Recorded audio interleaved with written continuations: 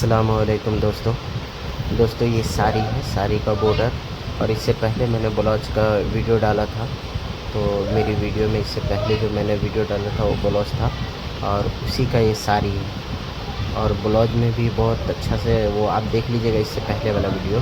और ये साड़ी का पूरा बॉर्डर मैंने डाला है, पूरा बॉर्डर सिला गया था, मैंने खुद सिला इसको। तो ये पूरा बॉर्डर डाला है मैंने आप लोग के लिए, आप लोग देख लीजिए। ये पूरा साड़ी है, मैंने इसको सिल कर डाला है क्योंकि मैंने जो सिलते हुए वो पहले वाले वीडियो में मैंने दिखाया था वो चोली था, उसका मैं डिस्क्रिप्शन में लिंक दे दूँगा वो वीडियो का, और एंड स्क्रीन पे भी लिंक दे दूँगा, तो आप लोग देख लीजिएगा।